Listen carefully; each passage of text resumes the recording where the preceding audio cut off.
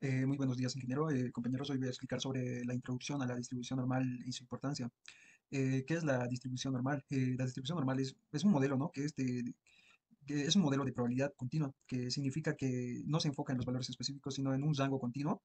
Está distribuido y tiene una forma asimétrica, con los valores agrupándose en torno a la media. Es decir, que el valor promedio de la curva está definido por dos cosas importantes: la media, que nos dice dónde es el centro, y la desviación de estándar, donde nos indica qué tan amplia o estrecha es la curva. Y la definición, ¿no? Esta distribución normal es un modelo, como les decía, matemático, que nos permite conocer la probabilidad de que en un valor sea igual o menor determinado valor. Este es muy importante en la estadística. ¿Por qué? Porque se utiliza para crear modelos de fenómenos, ya sean naturales, sociales, psicológicos. ¿Y por qué? Porque tienen muchos métodos estadísticos que dependen de los datos que estén distribuidos de forma normal. Ahora, la importancia de la distribución normal. Esta distribución normal radica en su capacidad para poder modelar una amplia gama de fenómenos naturales y sociales, siendo clave en la estadística y la probabilidad. Em, ¿Por qué es tan importante? Porque modela los fenómenos naturales y también ayuda a la toma de decisiones. Propiedades clave de la distribución normal, que son como la simetría, la forma que tiene de campana, y como les decía, que la media, la mediana y la moda son iguales. Y cuatro, la desviación estándar, aquí como pueden ver en el gráfico, que tiene la forma campana y también es asimétrico. Y eso.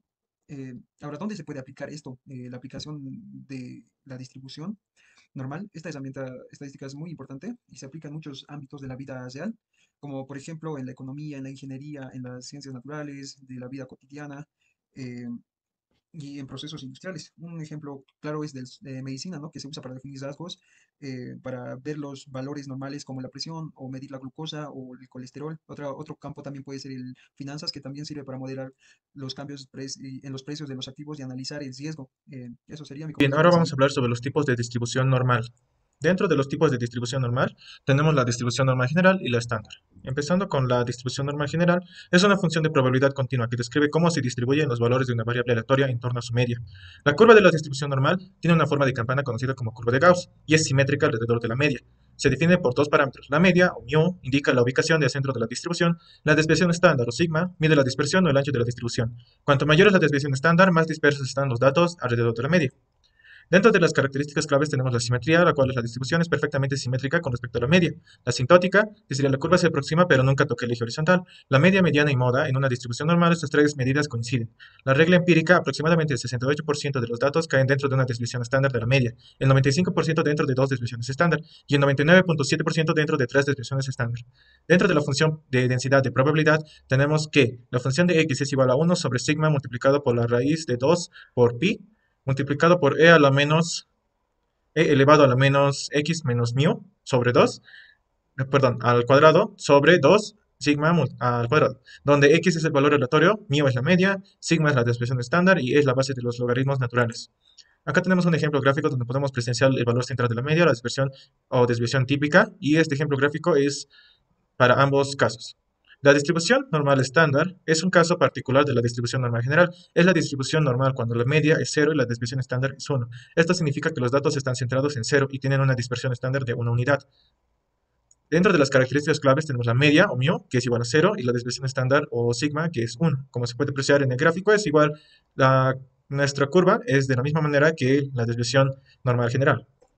Dentro de la función de densidad de probabilidad tenemos la función de z es igual a 1 sobre la raíz de 2 por pi, todo esto multiplicado por e elevado a la menos z al cuadrado sobre 2, donde z es la variable aleatoria que ha sido estandarizada, convertida de su valor original a una escala donde la media es 0 y la desviación estándar es 1.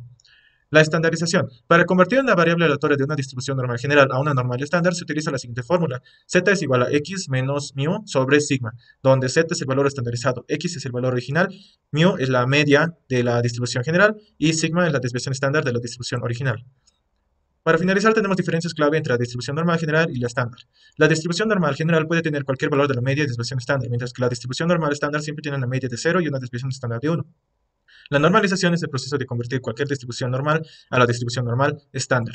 Finalmente, tenemos que ambas distribuciones son esenciales para la estadística inferencial, ya que permiten realizar cálculos con intervalos de confianza y pruebas de hipótesis. La normalización es útil porque permite trabajar con tablas estandarizadas de probabilidades, o sea, tablas Z, y simplificar cálculos complejos. Va. Eh, Continuando con la explicación de la distribución normal, vamos a hablar de las características de esta misma. Como primer punto tenemos la simetría, que es un punto donde explica que respecto a su media, la simetría implica que la mitad de los datos están a un lado de la media y al otro lado también. En una distribución normal, la media, la mediana y la moda son iguales, es decir, se ubican en el centro de la curva y tendrían un mismo valor, lo cual se muestra mejor en este gráfico. Tenemos que la media, la mediana y la moda, que son las tres medidas de tendencia central, son de manera simétrica, ya que tienen un mismo valor y están ubicadas en medio. Por otro lado, vemos que también existe asimetría, tanto a la izquierda como a la derecha. En todo caso, estas expresan que un valor es más alto que otro. En este caso, la moda es más alto y la mediana también. Y también vemos que la media se está acercando más a la horizontal. De esta misma forma simétrica, también se le da el nombre de forma de campana. Esta se caracteriza por tener una zona alta del centro en donde va bajando suavemente a los lados, como podemos ver en la gráfica. Esta forma también representa los valores cercanos de la media, los más comunes, mientras que los valores extremos, o sea, los más lejanos, son menos frecuentes. La curva se va a extender indefinidamente hacia ambos sentidos, acercándose al eje horizontal, lo cual va a hacer que, si bien no van a tocarlo, sugiere que todos estos valores, aunque improbables, sean posibles.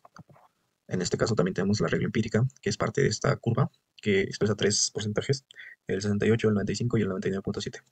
El 68% de los datos se encuentra dentro de una desviación estándar de la media, la cual expresa la suma y la resta de esta ecuación. Tenemos también que el 95% de los datos se encuentran dentro de dos desviaciones estándar de la media, y tenemos que hacer la siguiente ecuación.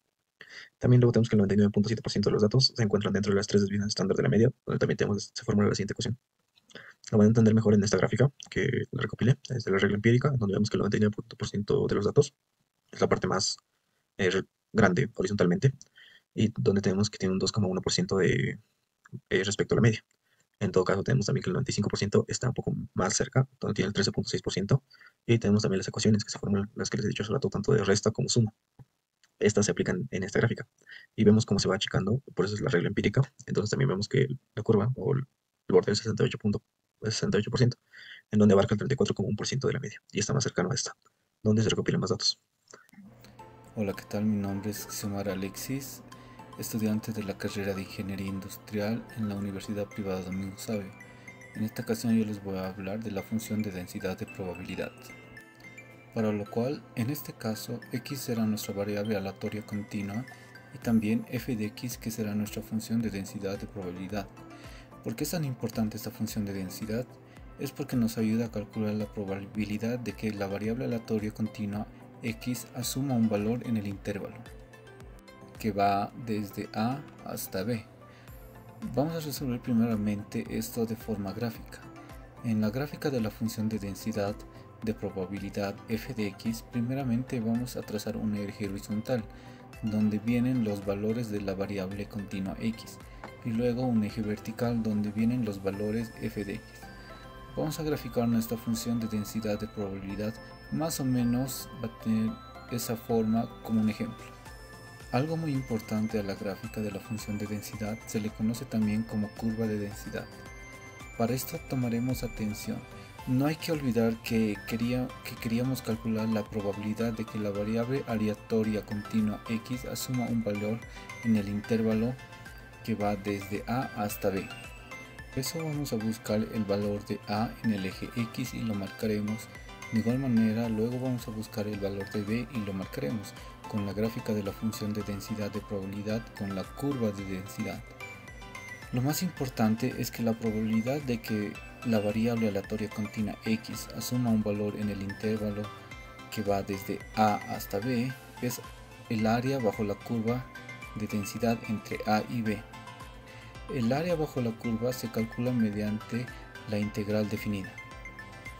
Vamos a decir que la probabilidad de que la variable aleatoria continua x asuma un valor en el intervalo que va desde a hasta b es la integral f de x, siendo así la probabilidad de que la variable aleatoria continua x asuma un valor en el intervalo que va desde a hasta b es la integral desde a hasta b de f de x diferencial de x. Vamos a juntar estas dos fórmulas y vamos a decir que la probabilidad de que la variable aleatoria continua x asuma un valor que va desde el intervalo que va desde a hasta b es el área bajo la curva de densidad entre a y b, y esto es igual a la integral desde a hasta b de la función f de x diferencial de x.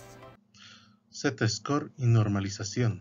¿Qué es un Z-score o puntuación Z? Es el número de desviaciones estándar de la media de un punto de información. Es una proporción de lo que el número de desviaciones estándar por debajo o por encima de la población significa. Por lo tanto, es una puntuación cruda. Un puntaje Z es también llamado un puntaje estándar y puede ser muy bien puesto en una curva de dispersión ordinaria. Los Z-scores se extienden desde -3 desviaciones estándar hasta +3 desviaciones estándar. Para utilizar un Z-score hay que conocer la media de mi y además la desviación estándar de la población, sigma. Uso del Z-score. Los Z-scores son un enfoque para contrastar los resultados de una prueba con una población ordinaria. Los resultados de las pruebas o estudios tienen un gran número de posibles resultados y unidades. No obstante, esos resultados pueden parecer regularmente buenos para nada.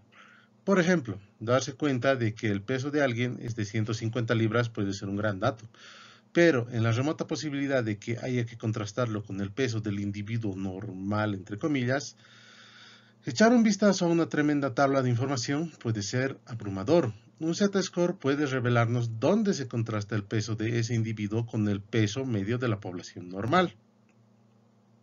El Z-score, por ejemplo, se puede usar para medir el rendimiento académico. Una de las aplicaciones más comunes del Z-score en la vida real pertenece al mundo académico. Este concepto puede ayudarnos a comparar las calificaciones obtenidas con la puntuación promedio y descubrir si se ha desempeñado bien o no. En el área de estudios biológicos, los biólogos y entusiastas de los animales utilizan los hallazgos de los Z-scores para determinar si la altura o el peso de un animal en particular es menor o mayor que el promedio. También se utilizan en las evaluaciones médicas. Al igual que los animales, los hallazgos de los Z-scores también pueden ayudar a evaluar el peso de los recién nacidos. De hecho, el personal médico de la mayoría de los hospitales ya está utilizando esta técnica para proporcionar una estimación de un bebé que haya nacido con bajo o con sobrepeso. La fórmula de la puntuación Z nos dice que Z es igual a X menos mi sobre sigma. Entonces, supongamos que tenemos una puntuación de 190 en un test. El test tiene una media mi de 150 y una desviación estándar sigma de 25. Entonces, reemplazando estos datos en la fórmula, nos daría que Z es igual a 190 menos 150 sobre 25. Y esto nos da como resultado 1.6. La puntuación Z nos revela que el número de desviaciones estándar de la media de la puntuación en este modelo observado es de 1.6 desviaciones estándar sobre la media. Aplicaciones de la distribución normal. Vamos a hablar principalmente sobre 4 áreas en específico de la vida cotidiana donde se aplica esta distribución normal. Vamos a hablar sobre en las estadísticas, en la psicología, en, en la psicología, en las ciencias naturales y en la economía.